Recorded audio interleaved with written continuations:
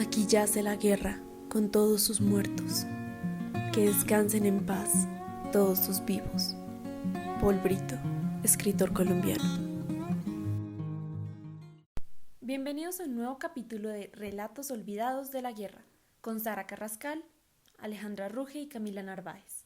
En este podcast el tema es la guerra en Colombia, pero no como la hemos escuchado antes. Este capítulo se centrará en ofrecer claridad respecto de cuál es la función del ejército, cómo se identifica una víctima, cómo se identifica un combatiente y cuándo se les considera víctimas a los integrantes del ejército. Para cumplir este objetivo, traemos el testimonio de un coronel y un teniente coronel, ambos retirados del ejército después de cumplir 28 y 24 años de servicio a la patria, respectivamente. Bueno, empecemos.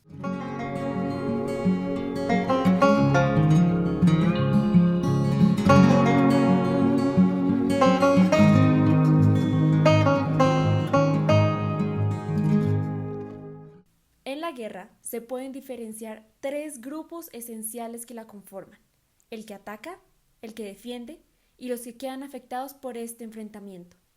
Históricamente, y teniendo en cuenta solo el caso de Colombia, los que atacan son los grupos insurgentes ilegales y los que defienden son las Fuerzas Armadas. Ambos bandos tienen misiones específicas que se proponen cumplir. Escuchemos lo que el coronel tuvo que decir con respecto a la función de los militares.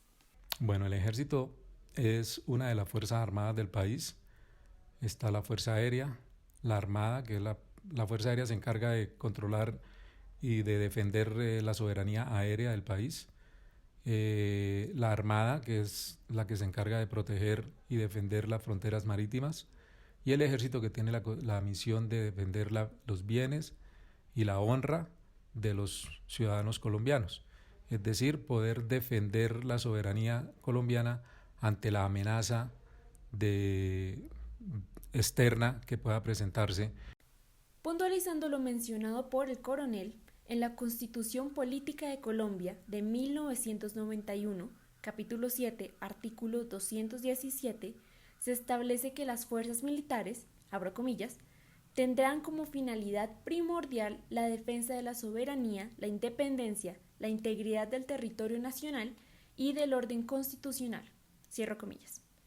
Por otro lado, la Constitución también establece en ese mismo capítulo, artículo 223, abro comillas, que solo el gobierno puede introducir y fabricar armas, municiones de guerra y explosivos. Nadie podrá poseerlos ni portarlos sin permiso de la autoridad competente. Cierro comillas. Ambos artículos son claros. El ejército tiene permitido empuñar las armas porque se les enseña a usarlas con responsabilidad. Además, tienen el respaldo de la Constitución y del gobierno para usarlas, de ser necesario con el fin de defender la soberanía del Estado-Nación. Por ende, los civiles no están autorizados a manejar armamento, porque no tienen el conocimiento para manejarlas. Es decir, personas como yo o como Camila o como Aleja no pueden usar armas. Nuestro campo de experiencia es otro. Esta cuestión nos lleva a hablar de cómo se identifica a un combatiente. Hay que aclarar que, por propósitos de claridad en este podcast, combatiente hace referencia a la persona que está usando armas ilegalmente. La aclaración es necesaria ya que también se le puede llamar combatiente a la persona que entre a formar parte de las fuerzas militares. Escuchemos lo que el teniente coronel tuvo que decir con respecto a esto. En el caso de los guerrilleros de las FARC, del ELN, del EPL, adquieren la condición de combatientes porque en estos grupos se crean también unos estatutos propios internos de ellos que los incorpora y también les hacen un entrenamiento, y al tomar las armas para enfrentar al Estado adquieren la condición de combatiente. En otras palabras, y para recapitular toda esta información, la principal diferencia entre los militares y las guerrillas es que el primero es un grupo legal y el otro no lo es. Además, los militares se crearon para proteger y las guerrillas se crearon para provocar un cambio a través de las armas. Solían tener la intención de proteger los intereses del pueblo colombiano, pero se convirtió en una lucha con violencia indiscriminada y sin sentido. Es una violencia que ha dejado sin hogar a muchos. Peor, ha acabado con las vidas de más de 260.000 colombianos, entre ellos 18.841 militares, jóvenes que cumplían con su servicio, esposos y padres de familia que honestamente creyeron que su sacrificio mantendría a sus familias a salvo. El coronel tuvo la fortuna de regresar a casa, pero siempre estuvo el miedo de que no fuera así, para él y para su familia. Cuando recién se casó con su esposa, en el año 1998, él salió trasladado a Arauca.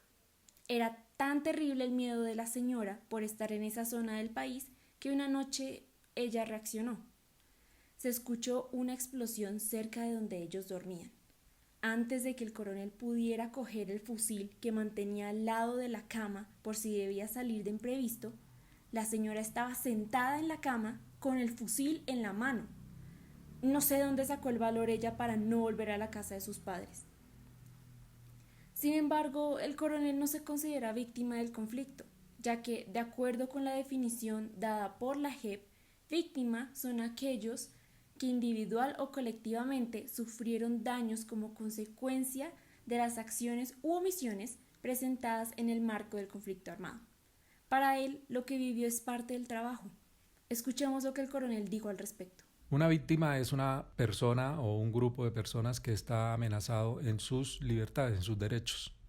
Por lo tanto, si alguna persona o grupo de personas o comunidad siente o sufre una amenaza que le impide de moverse, que le impide expresarse, que le impide cumplir con alguno de los derechos humanos que están institucionalizados a nivel mundial, pues allí existiría la posibilidad de que se considere una víctima. En Colombia tenemos varios grupos de personas que se consideran como víctimas, pueblos que se encuentran en estados de total abandono, en donde algunos grupos armados han llegado y se han apoderado del territorio para poder efectuar acciones delincuenciales, como por ejemplo el narcotráfico. Entonces les impiden a estas personas que viven en ese territorio la movilidad, les impiden poder expresarse, les impiden, inclusive pierden la vida por reclamar sus derechos ante las amenazas que están siendo atacados. Los militares también pueden ser considerados víctimas, pero la misma definición no aplica para ellos. Además, considerarlos víctimas es complicado. La razón es muy sencilla. Se han comprometido con un trabajo que requiere sacrificar la vida en muchos casos. Nosotros en el ejército nos preparamos para afrontar una guerra regular. ¿Cuál es una guerra regular? Es una guerra que se presenta entre dos naciones, dos estados, que están peleando por territorio, están peleando por poder, como en todas las guerras sucede. Entonces, estamos preparados para enfrentar ese tipo de amenaza. Cuando no es así, sino que la misma amenaza proviene internamente, es decir, los mismos conciudadanos intentan atacar a los miembros de la institución, cuando realmente el ejército y todas las fuerzas armadas están constitucionalmente creados para defender a los mismos ciudadanos, pero estos ciudadanos son los que amenazan al ejército y les hacen, vamos a decirlo de una manera más coloquial, trampas o atacan de manera sorpresiva, que no se espera que se vaya a recibir un ataque de esa manera, y cuando se utilizan armas que no son convencionales, como por ejemplo las que mencioné anteriormente, minas, quiebrapatas, cilindros que lanzan de manera indiscriminada porque no tienen una dirección hacia los puestos donde se encuentran los soldados prestando seguridad a la misma comunidad, pues se pueden considerar víctimas los que resulten afectados con estas acciones. Entonces en el ejército existen muchas personas, muchos miembros de la institución que han sido víctimas del conflicto. En estos casos hay soldados que se especializan en desactivar campos minados, pero a veces llegan a desactivar un campo minado y se encuentran con que el campo minado no corresponde a unos explosivos que están que podría utilizar otro estado, otro país. Entonces son explosivos que son muy volátiles, se explotan con mucha facilidad, no tienen un control real sobre la forma como deben explotar, y preciso cuando llegan a hacer la desactivación del campo minado, porque está, voy a poner cualquier ejemplo, está ubicado sobre un camino donde pasan personas, niños y personas que utilizan simplemente para ir de su sitio de vivienda hacia la zona urbana, por ejemplo, que obligatoriamente lo tienen que utilizar, y los soldados llegan a hacer el trabajo de desactivar, pues se encuentran con este tipo de artefactos que explotan de una manera sorpresiva y les generan daños a su integridad física. Entonces allí también podemos considerar que son víctimas de este conflicto, que estos grupos se encargan de convertirlos en homicidios, ¿sí? Y después con testimonios y con abogados que se prestan para esto, pues logran que la justicia determine que fue un homicidio y no un muerto en combate. Ahí también, pues imagínate tú, se daña una familia, los soldados tienen hogares, tienen esposas, tienen hijos, y si un soldado o un miembro de la institución termina en la cárcel, pues es un hogar que se termina básicamente por hacer el bien, terminan en la cárcel con estas acciones que pueden ocasionar. Entonces, podemos tener, digamos, como dos tipos de víctimas del conflicto que nos afectan o que afectan a las instituciones, que son, uno, el uso de armas indiscriminadas o armas no convencionales, y otro, la utilización de estrategias jurídicas que hacen que terminen en la cárcel personas por hacer su trabajo, como es defender a la comunidad, que es lo que la Constitución ordena a la misión del ejército en el conflicto interno que vivimos. Los colombianos han perdido la fe en las fuerzas militares, principalmente por lo que se conoce como los falsos positivos. Sin embargo, hay que resaltar que lo que hicieron unos pocos no define a toda la institución. La gran mayoría de militares siguen en las regiones más peligrosas del país luchando por defender a los civiles.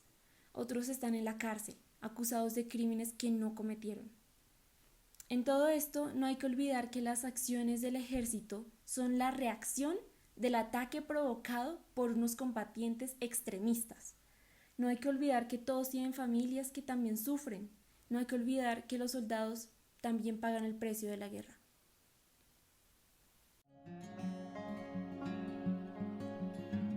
Hasta aquí el capítulo de hoy. Gracias por escucharnos y nos vemos en el siguiente.